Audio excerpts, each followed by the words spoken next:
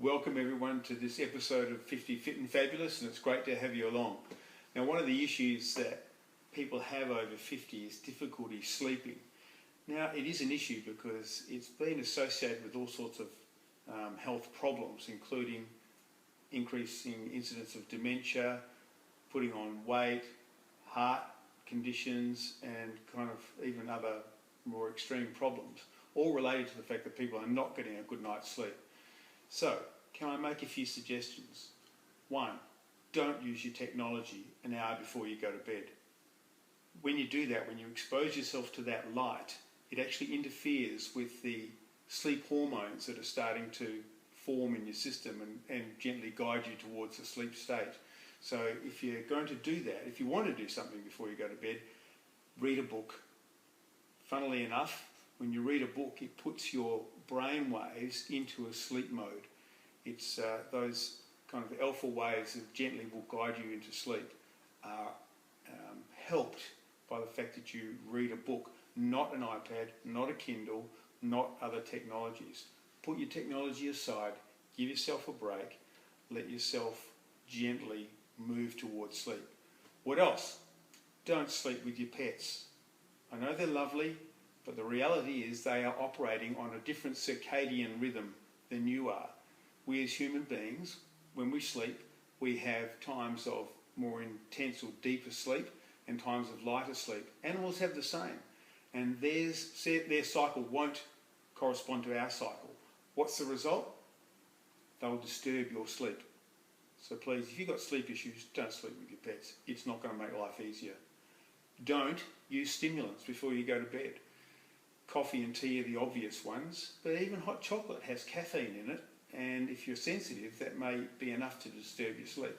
And remember, for you tea drinkers, some teas actually have more caffeine than coffee, so don't think you're going to get away with something by sticking to having a cup of tea instead of a cup of coffee.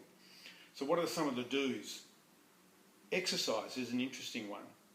If you exercise in the early evening, that can actually help you sleep. If you exercise just before you go to bed, not such a good idea because your body will be pumped up. But exercising earlier in the evening and then allowing your body to come off their exercise high actually will help you sleep later on. Make a smoothie. This is an interesting one. Greek yogurt, almond milk, frozen tart cherries, all in a nice smoothie. What that has is lots of tryptophan, calcium and magnesium, which again will help you chemically guide you towards sleep. Use a relaxation technique when you're in bed. And by that, the one that I like to use and encourage people to use is where you contract the muscles and then relax them. Starting at your toes, working up your body. Contract the major muscle groups and relax them. Contract them, relax them.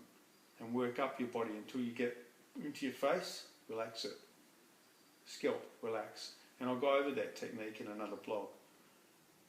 Once you've done that, lying there quietly, having now tightened and relaxed your muscles, use a meditation technique.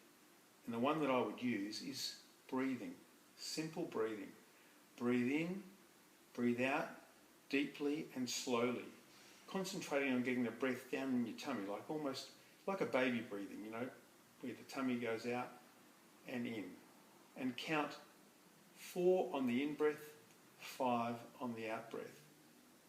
And concentrate on the air going through your nose and out your mouth. Just the concentrating on the one thing starts to settle your mind. Things like other thoughts and distractions will recede to the background. You know how sometimes you're lying there and you've got thoughts flying off everywhere, stresses from the day and all that sort of stuff.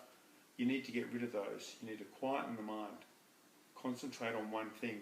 This is why the old story of counting sheep is actually not such a bad idea.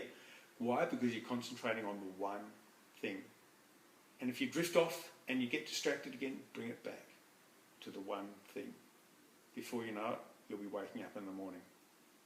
That's all for now, but we'll do another one of these updates on aids to sleeping the next time round. See you soon.